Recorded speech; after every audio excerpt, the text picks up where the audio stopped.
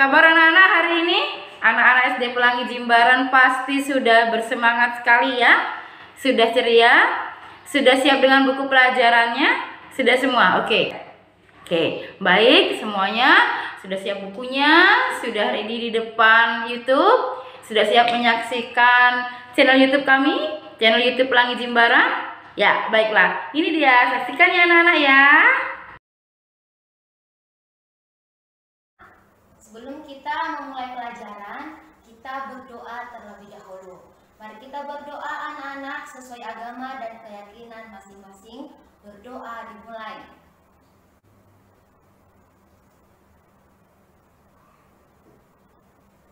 Berdoa selesai. Kita menyanyikan lagu kebangsaan Indonesia Raya.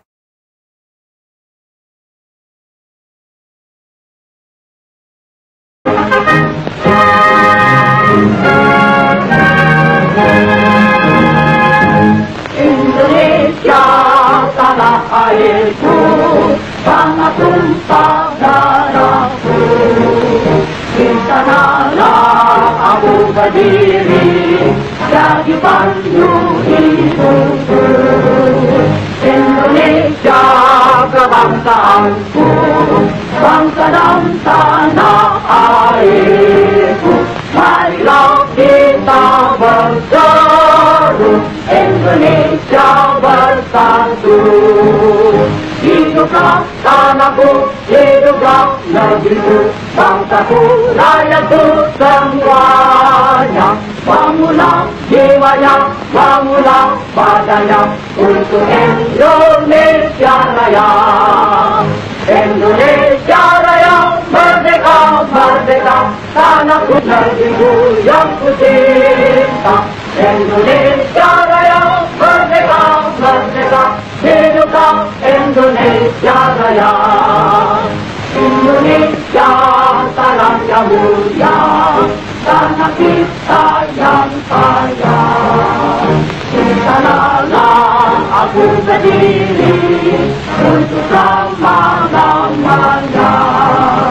Indonesia tanah pusaka, rasa kita semuanya. Marilah kita mendoa Indonesia bahagia. Suburlah tanahnya, suburlah jiwanya, bangsanya, rakyatnya semuanya. Sadarlah hatinya, sadarlah budinya untuk Indonesia Raya. Indonesia Raya, merdeka, merdeka, tanahku, negeriku yang ku cinta. Indonesia Raya, merdeka, merdeka, hiduplah Indonesia Raya. Indonesia tanah yang suci, tanah kita yang satu. Di sanalah aku berdiri, jaga ibu sejati. Indonesia tanah berjeri, tanah yang aku sayangi. Marilah kita berjanji, Indonesia abadi. Selamatlah rakyatnya, selamatlah putranya, pulaunya, lautnya semuanya. Majulah negerinya, majulah pandunya untuk Indonesia Raya. Indonesia Raya, merdeka, merdeka, tanahku, negeriku yang ku cinta. Indonesia Raya, merdeka, merdeka, hiduplah Indonesia Raya. Indonesia Raya, merdeka, merdeka, tanahku, negeriku yang ku cinta. Indonesia Raya, merdeka, merdeka, hiduplah Indonesia Raya.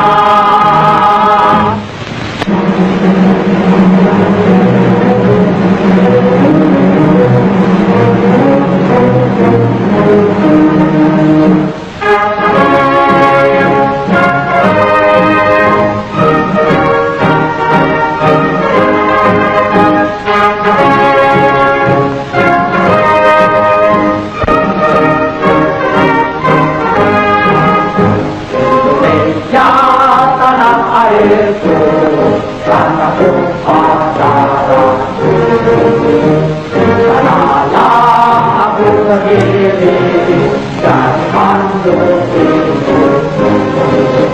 Indonesia kebangsaanku, bangsa dan tanah airku. Marilah kita bersatu, Indonesia bersatu. Hiduplah anakku, hiduplah negeriku, bangsaku, rakyatku semuanya. Bangunlah jiwanya, bangunlah badannya untuk Indonesia Raya. Indonesia Raya, merdeka, merdeka, anakku, negeriku yang kucinta. Indonesia Raya, merdeka, merdeka, hiduplah Indonesia Raya. Indonesia tanah yang mulia, tanah kita yang kaya. Di sanalah aku berdiri untuk selama-lamanya. Indonesia tanah pusaka, saka kita semuanya. Marilah kita berdoa, Indonesia bahagia. Suburlah tanahnya, suburlah jiwanya, bangsanya, rakyatnya semuanya. Sadarlah hatinya, sadarlah dunia, untuk Indonesia Raya. Indonesia Raya, merdeka, merdeka, anakku, negeriku yang kucinta. Indonesia Raya, merdeka, merdeka, hiduplah Indonesia Raya. Indonesia tanah dan suci, tanah kita yang satu. Sanalah aku berdiri, jaga ibu sejati. Indonesia tanah berdiri, tanah yang aku sayangi. Marilah kita berjanji, Indonesia abadi. Selamatlah rakyatnya, selamatlah putranya, semuanya layak semuanya. Majulah negerinya, majulah pandunya, untuk Indonesia Raya. Indonesia Raya, merdeka, merdeka, tanahku, negeriku yang kucinta. Indonesia Raya, merdeka, merdeka. Indonesia Raya, merdeka, merdeka, tanahku, negeriku yang kucinta. Indonesia Raya, merdeka, merdeka, hiduplah Indonesia Raya.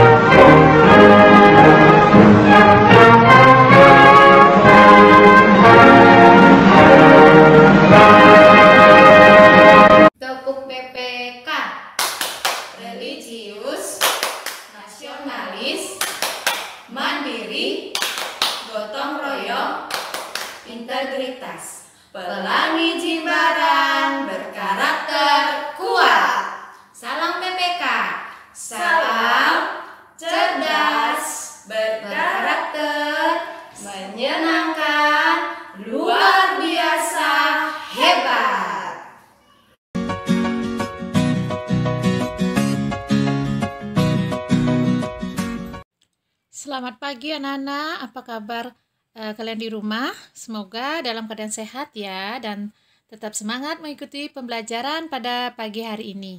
Nah, untuk hari ini kita akan belajar tema 2, subtema 2, yaitu pentingnya udara bersih bagi pernapasan. Nah, untuk kali ini kita membahas pada pembelajaran 1 dan 2 ya.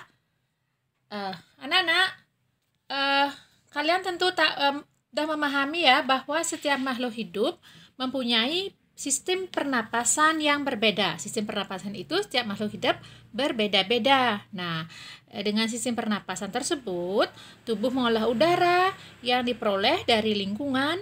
Nah, hasil dari proses pernapasan digunakan untuk membantu proses-proses kimiawi dalam tubuh. Nah, proses tersebut dihasilkan energi yang digunakan untuk melakukan aktivitas sehari-hari, yang masing-masing orang itu mempunyai aktivitas yang berbeda-beda. Nah, kita lanjut ya. Nah, apa saja ya faktor-faktor penyebab gangguan pernapasan? Ya, di sini ada beberapa faktor ya.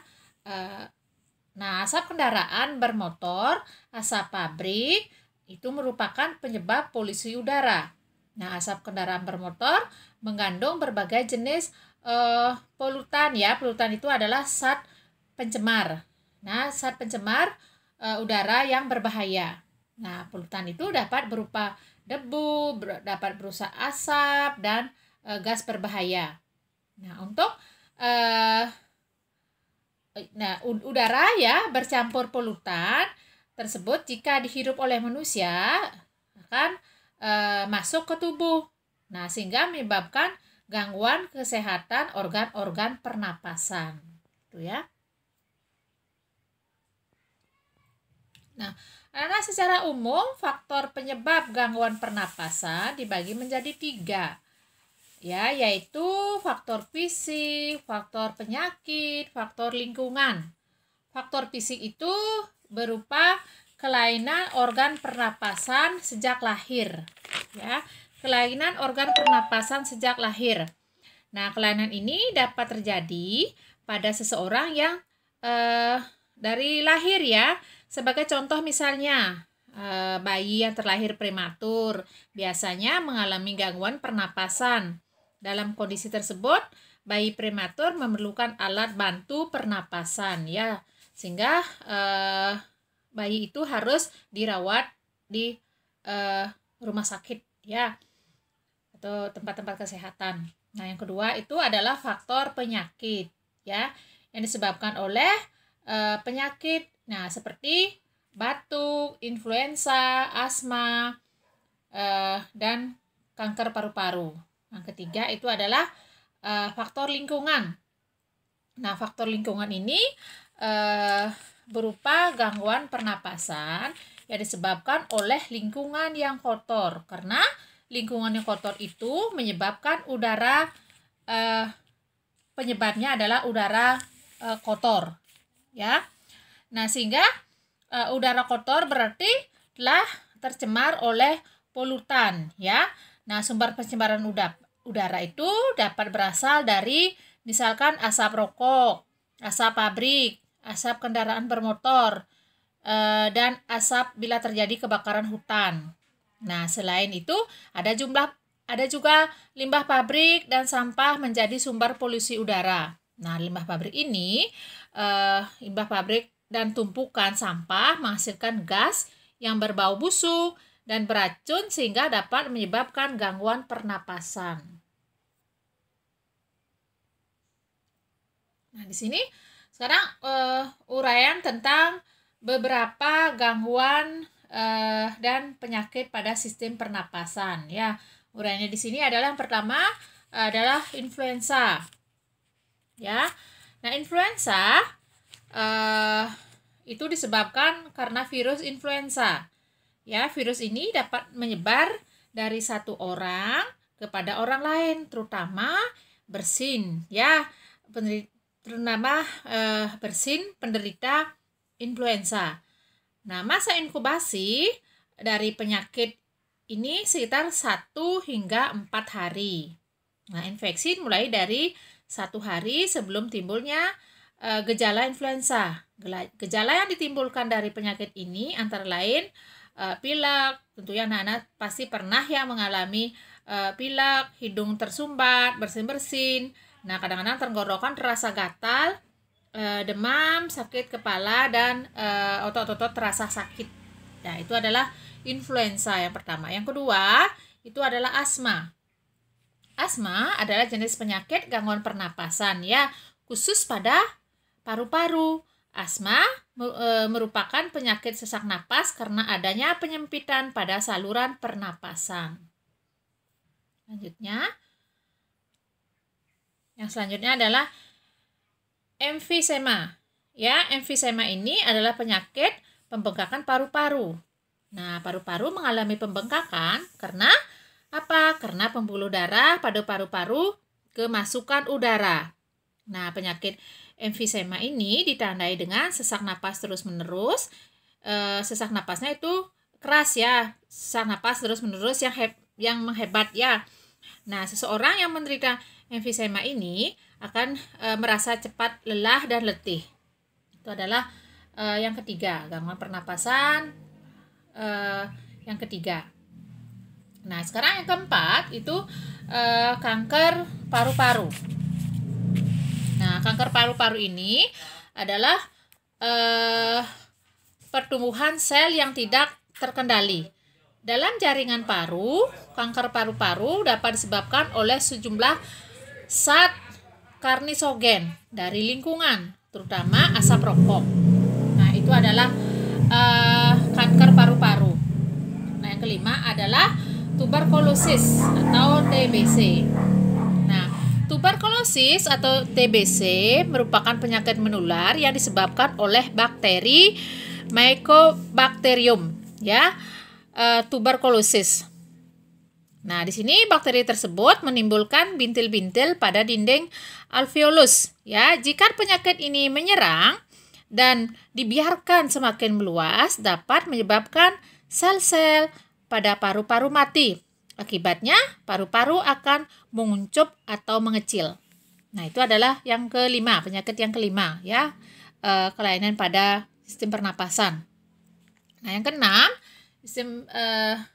keenam, nah itu adalah bronkitis. Nah, apa itu bronkitis? Bronkitis adalah peradangan pada selaput lendir bronkus. Nah, bronkus itu adalah saluran udara yang membawa aliran udara dari trakea ke dalam paru-paru. Nah, bronkitis ini dapat diklasifikasikan ke dalam 2 kategori. Nah, itu akut dan kronis. Nah, setiap kategori mempunyai etiologi yang unik. Ya. Nah, itu masing-masing mempunyai etiologi yang unik. Nah, yang ketujuh adalah faringitis. Nah, faringitis ini adalah kondisi medis ya, ditandai dengan peradangan pada faring. Nah, faring itu terletak di bagian belakang dari tenggorokan. Jadi, bagian belakang kalian itu namanya adalah faring. Nah, faringitis ini biasanya menyebabkan rasa sakit ketika menelan. Ya, ketika menelan akan terasa sakit. Faringitis umumnya disebabkan oleh infeksi virus seperti influenza, infeksi bakteri seperti radang tenggorokan. Nah, suatu reaksi alergi misalnya atau asam lambung juga dapat menyebabkan faringitis ini ya. Nah, yang terakhir, yang ke-8 itu yang sekarang sedang sedang boomingnya di dunia, itu adalah COVID-19 ya. Nah, infeksi COVID-19 biasa disebut dengan corona ya, dapat menyerang siapa saja ya, tidak memandang usia, tidak mengenal usia, baik bayi, anak-anak, orang dewasa, orang tua atau lansia, ibu hamil ataupun ibu menyusui. Nah, gejala virus ini antara lain adalah demam. Nah, itu pertama, terus batuk-batuk, pilek, sesak napas, dan kesulitan bernapas. Nah, bahkan dalam kasus yang lebih parah, virus ini biasanya bisa menyebabkan pneumonia, ya. Apa itu? Kegagalan banyak organ dan kematian. Nah, perkiraan masa inkubasi virus ini antara terinfeksi dan timbulnya gejala berkisar antara 1 hingga 14 hari. Nah, sekarang seseorang dapat tertular COVID-19 melalui berbagai cara. Ya, berbagai cara. Yang pertama itu adalah tidak sengaja tidak kita sadari atau tidak sengaja menghirup percikan ludah dari bersin atau batuk penderita COVID-19. Nah, yang kedua itu adalah memegang mulut atau hidung, sehingga anak-anak dilarang ya memegang mulut atau hidung tanpa mencuci tangan terlebih dahulu. Ya, memegang mulut atau hidung tanpa mencuci tangan terlebih dahulu ya. Nah, dan setelah menyentuh benda yang terkena percikan air liur penderita COVID-19. Nah, yang ketiga itu adalah kontak jarak dekat dengan penderita COVID-19. Ya, misalnya bersentuhan maupun berjabat tangan. Ya, itu. Nah, di sini bagaimana langkah-langkah ya yang dapat kita lakukan untuk mencegah agar kita tidak terkena infeksi COVID-19.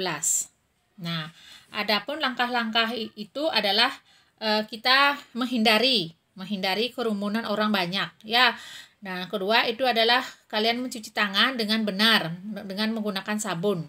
Ya, jangan sekedar mencuci tangan. Ya, cucilah tangan dengan benar. Ya, dengan menggunakan sabun dan air yang mengalir. Nah, terus menggunakan masker saat beraktivitas atau kalian keluar rumah atau keluar ruangan. Ya, serta menjaga daya tahan tubuh. Nah, menjaga dan meningkatkan daya tahan tubuh dapat dilakukan dengan apa? Dengan mengkonsumsi makanan sehat. Seperti makan sehat itu adalah seperti sayuran dan buah-buahan. Nah, selain itu juga rutin berolahraga. Harus anak-anak rajin-rajin berolahraga. Ya, dan tubuh juga membutuhkan istirahat yang cukup. Ya. Nah, itu adalah langkah-langkah yang dapat dilakukan untuk mencegah COVID-19. Ya. Nah, itu saja dulu anak-anak ya dari Bu Komang. Untuk pembelajaran hari ini kita sudah membahas IPA di tema 2, subtema 2, pembelajaran 1 dan 2. Nah, Ibu akhiri dulu ya sampai di sini. Kita bertemu pada pembelajaran berikutnya. Terima kasih anak-anak sudah mengikuti pelajaran hari ini dengan baik. Sampai jumpa.